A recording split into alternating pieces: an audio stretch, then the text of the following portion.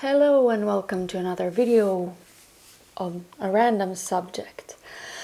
Actually today I wanted to talk about prejudice and discouragement, which I get a lot of from people mostly.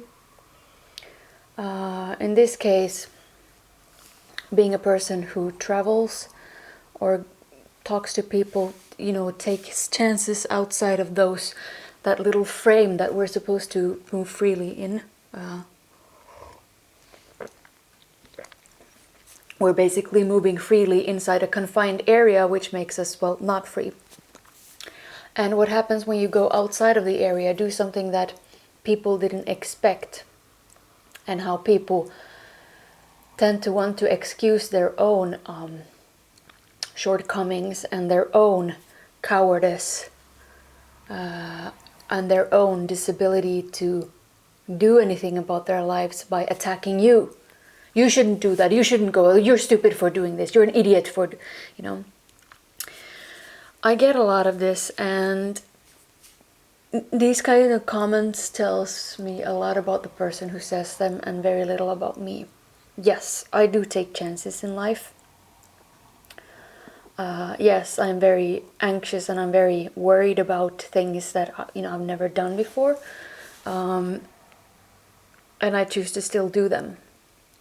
And if they go wrong, then well, this is life. I must have the right to make mistakes, just as anybody else.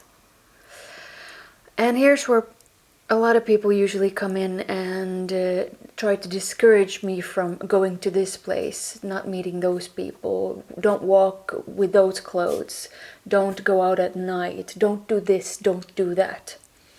Basically, those people are people who don't travel, don't go at night, don't talk to those people, and they don't, they keep themselves inside that confined area. And when they see somebody else not keeping to that area, they tend to get all, confused. And confusion costs a lot of energy to a human mind because that makes us have to think. And people, we don't like to think. Sometimes we do, but when we're, So if everybody keeps to that confined area, then we don't have to think so much, basically. And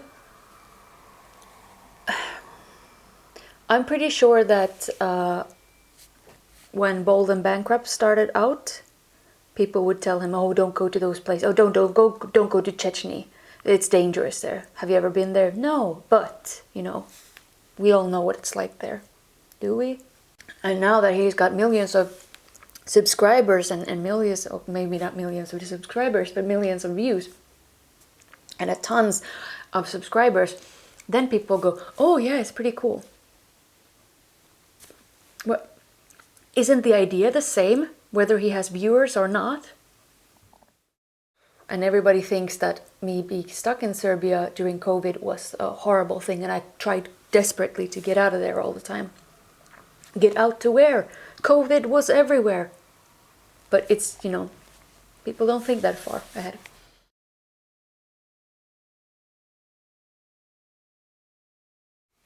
And people wanted to discourage me from going to Moldova, because you all know how Moldovans are, and don't go through Pridnestrovia because it's what is it? Is it dangerous? Is there a war there? No.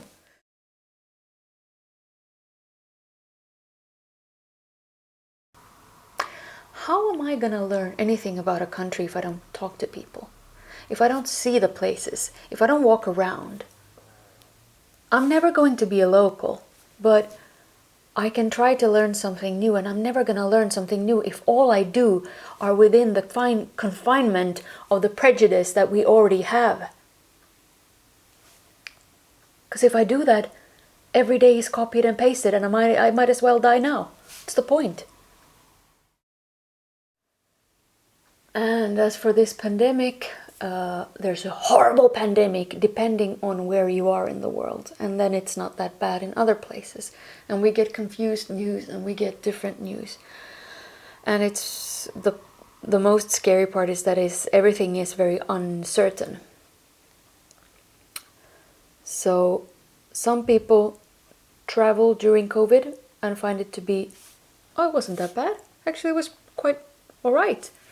Flights are still, flying. Why, if everything was so under, confinement and restrictions, then why would companies fly?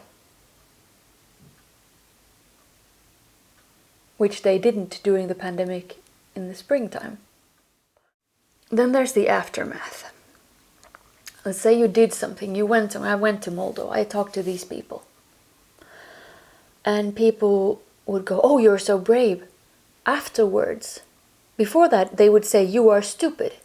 Or don't do that. Keep to your confinements. Especially as a woman, but I'm sure many men hear this as well. Don't be provocative. Don't have an opinion.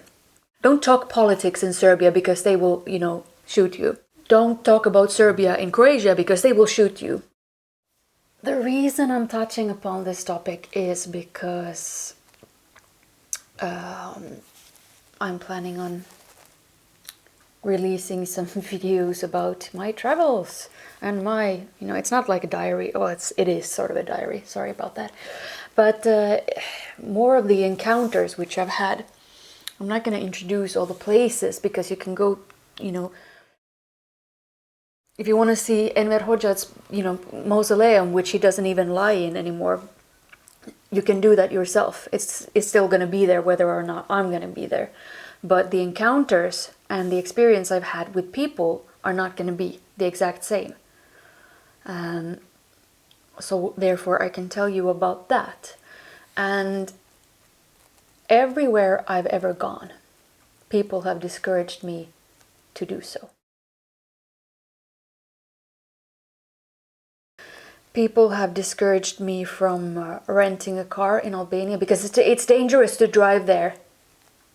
And yeah, it's dangerous to drive everywhere. It's dangerous to operate a vehicle that moves at a speed of more than 100 kilometers. It's actually very dangerous to operate a vehicle that moves at a speed of even 40 kilometers, even 30. What is your point? Why, if I still go, why do these discouragements bother me? Well, because they obviously bother me. Even if you don't care about somebody's opinion, you are still affected by it, obviously. I mean, just look at any sports event. The home team usually, there's a stronger chance for the home team to win than the away team. Why is that? All this attacking discouragement that most people are doing just to justify their own incompetence or their own fears and inability to be active in their own lives. It does bring everybody who is trying down a notch or two. Then maybe that notch or two isn't below the threshold of actually doing what you were initially planning to do. But sometimes maybe it is. And sometimes when you actually then go, you have a stronger chance at failing than if you were just being encouraged.